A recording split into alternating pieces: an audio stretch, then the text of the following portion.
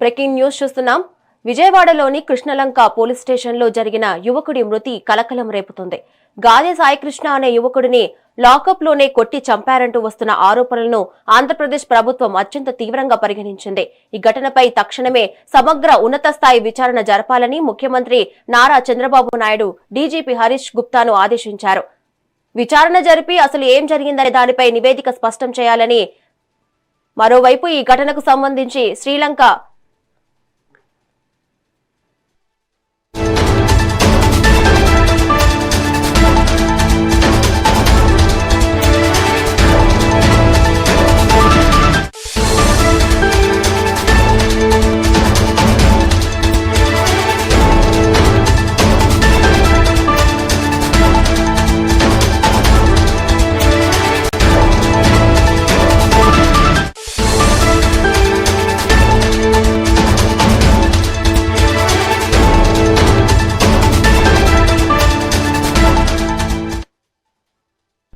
Breaking news చూస్తున్నాం. విజయవాడలోని Krishnalanka police స్టేషన్లో జరిగిన యువకుడి మృతి కలకలం రేపుతుంది.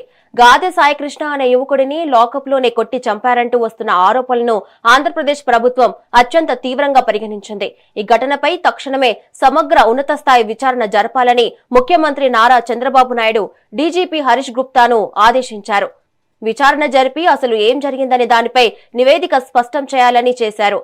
మరోవైపు ఈ ఘటనకు సంబంధించి కృష్ణలంక సీఐను ఇప్పటికే విఆర్ కు పంపినట్లు DGP Harish Gupta CM Chandrababu, deputy CM Pawan కళ్యాణ్లకు నివేదించారు.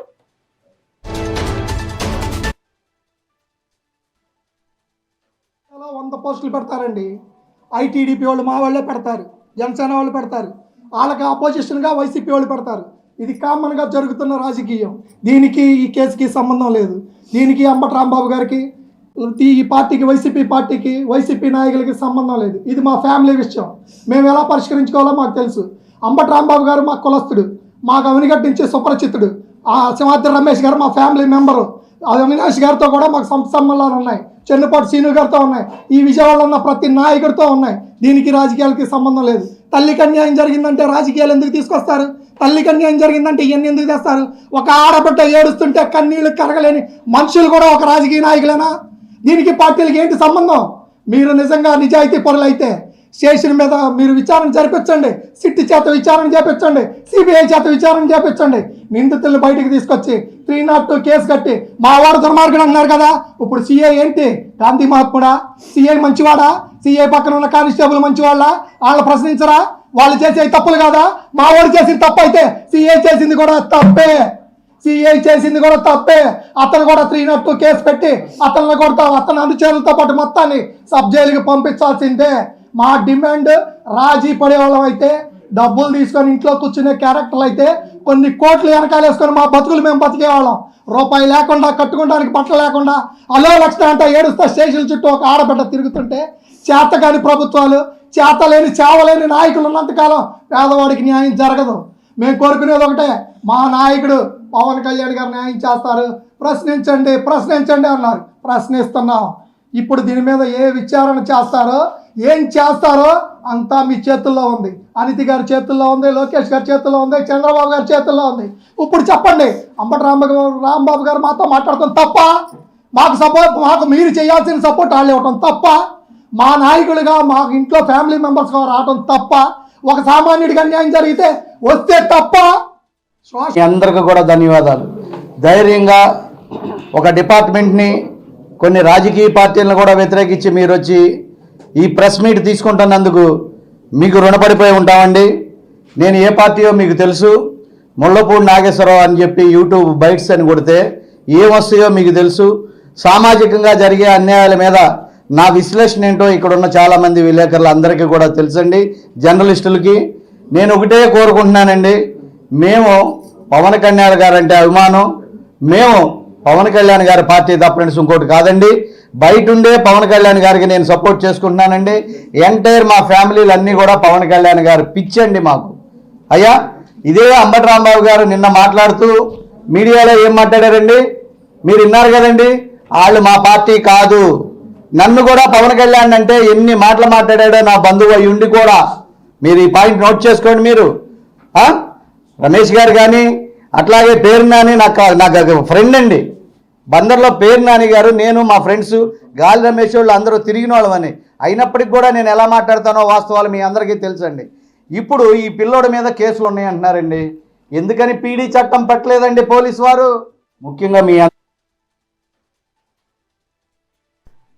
బ్రేకింగ్ న్యూస్ చూస్తున్నాం. విజయవాడలోని కృష్ణలంక పోలీస్ స్టేషన్లో జరిగిన యువకుడి మృతి కలకలం రేపుతుంది. గాదె సాయికృష్ణ అనే యువకుడిని లాకప్లోనే కొట్టి చంపారంటూ వస్తున్న ఆరోపణలను ఆంధ్రప్రదేశ్ ప్రభుత్వం అత్యంత తీవ్రంగా పరిగణించింది.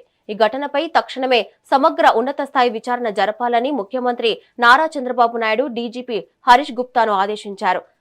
విచారణ జరిపి అసలు ఏం జరిగిందనే దానిపై నివేదిక సమర్పించాలని స్పష్టం చేశారు. మరోవైపు ఈ ఘటనకు సంబంధించి కృష్ణలంక సీఐను ఇప్పటికే విఆర్కు పంపినట్టు DGP Harish Gupta CM Chandrababu deputy CM Pawan కళ్యాణ్కు నివేదించారు. మరి దీనిపై మరింత సమాచారం మా ఇన్పుట్ ఎడిటర్ నరేంద్ర అందిస్తారు. నరేంద్ర, చెప్పండి.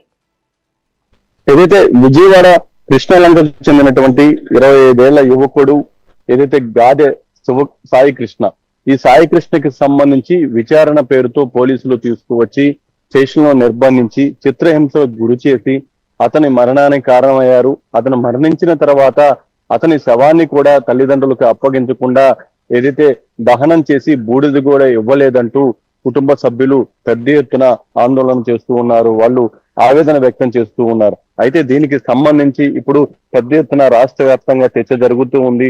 దానికి వైసీపీ కూడా దీంట్లో ఎవరైతే కీలకంగా వ్యవహరించారో వాళ్ళందరి మీద చర్యలు తీసుకోవాలంటూ ఇప్పటికే విజయవాడకు చెందినటువంటి వైఎస్ఆర్ కాంగ్రెస్ పార్టీ నాయకులు కూడా ఇటు సిపికి ఫిర్యాదు ఇవ్వడం జరిగింది. మొత్తంగా ఇంత పెద్ద ఎత్తున చర్చ జరుగుతున్నటువంటి నేపథ్యంలో నిన్న ఆంధ్రప్రదేశ్ ముఖ్యమంత్రి నారా చంద్రబాబు నాయుడు, ఉప ముఖ్యమంత్రి పవన్ కళ్యాణ్ పోలీస్ శాఖ ఉన్నతాధికారులతో భేటీ అయ్యారు.